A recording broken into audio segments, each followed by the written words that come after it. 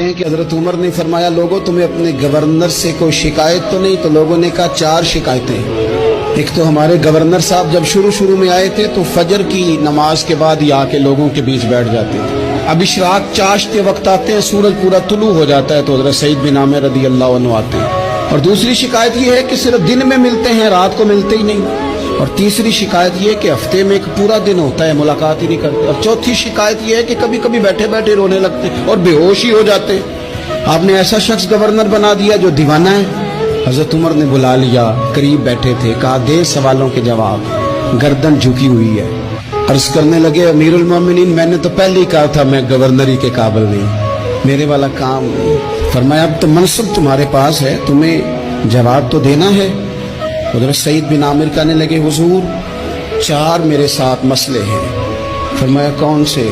حضرت سعید بن عامر کہنے لگے آپ سوال دہرائیں میں جواب دیتا ہوں۔ آپ نے فرمایا سعید لوگ کہتے ہیں پہلے تو سویرے آ جاتا تھا، اب تو اشراق چاشت کے وقت آتا ہے۔ گردن جھکائی، سناٹا چھا گیا محفل پہ۔ تھوڑی دیر کے بعد سر اٹھایا تو داڑھی پہ آنسو گر رہے تھے۔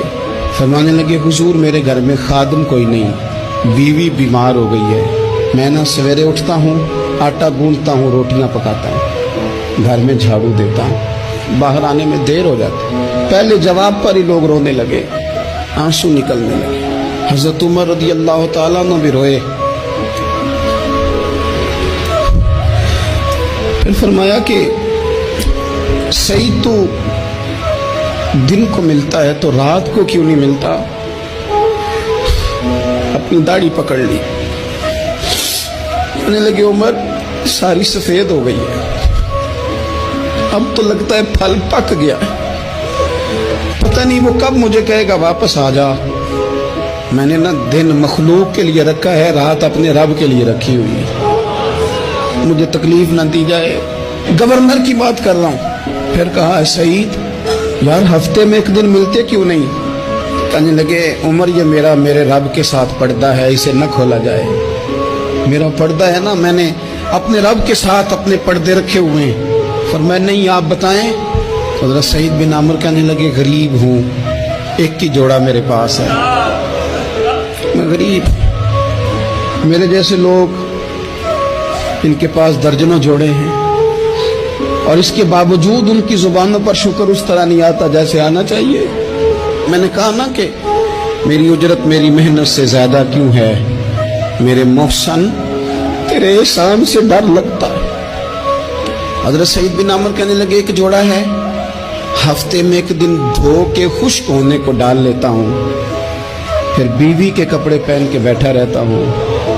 کس طرح گھر سے باہر نکلوں؟ میرا پردہ تھا، میں اپنی غریبیاں لوگوں کے سامنے نہیں رکھنا چاہتا، میں جانوں میرا رب جانے، میں راضی ہوں نا اس کی رضا پہ۔ اب تو حضرت عمر ہچکیاں لے کے رونے لگے، فرمانے لگے چل آخری سوال کا جواب ہی دے دے، کبھی کبھی روتے ہو تو بے ہوش ہی ہو جاتے ہو۔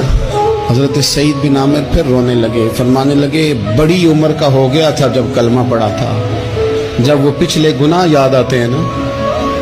میرے سامنے لوگوں نے حضرت حبیب بن عدی کو سزا دی تھی مکے میں، اور میں اس وقت مسلمان نہیں تھا، میں مدد نہیں کر سکتا۔